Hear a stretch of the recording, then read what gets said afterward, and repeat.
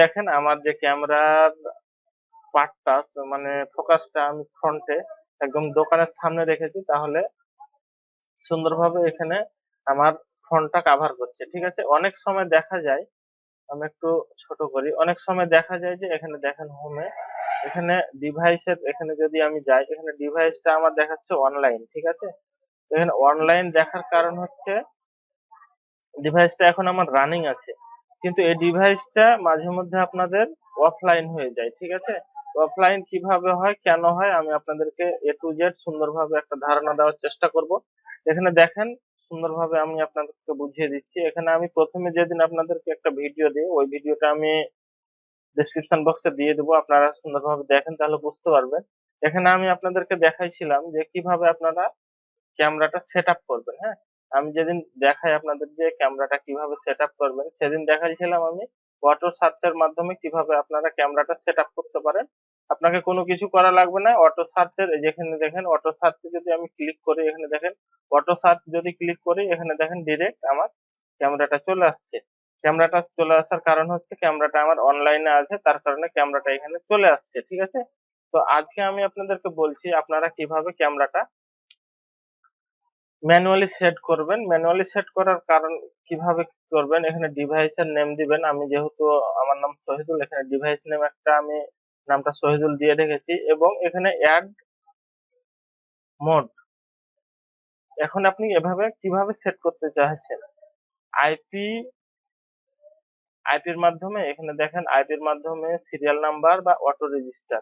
এখানে আপনাকে বলবো আমি, আপনি যদি ক্যামেরাটা অল টাইম আপনার অনলাইনে রাখতে চান, যে কোনো সময় আপনি যদি অ্যাপসে যান, আপনার পিসি অ্যাপসে, তাহলে আপনি যেন ক্যামেরাটা অনলাইনে দেখতে পান, সেহেতু আপনি এখানে কি করবেন, এখানে অটো রেজিস্টার এখানে না, আপনি সিরিয়াল নাম্বার অ্যাভেলেবল এখানে আপনি আসবেন।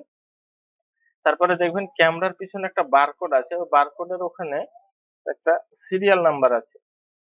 ঠিক আছে, আমি আপনাদেরকে আবার একটু রিকোয়েস্ট করছি, আপনারা যারা আমার চ্যানেল সাবস্ক্রাইব করেননি অবশ্যই চ্যানেলটা সাবস্ক্রাইব করে দেন, তাহলে আপনাদের নিত্য নতুন ভিডিওগুলো উপভোগ করতে পারবেন। এখানে যেটা বলছিলাম আমি বলি, এখানে দেখেন একটা বারকোড আছে, বারকোডের পিছনে একটা সিরিয়াল নাম্বার আছে, ওই সিরিয়াল নাম্বারটা এখানে দিবেন।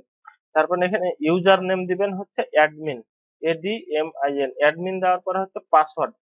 আপনারা যখন অ্যাপ সেট করেছিলেন, অ্যাপ সেট করার সময় যে পাসওয়ার্ডটা দিয়েছিলেন, আপনারা সে পাসওয়ার্ডটা এখানে দিবেন।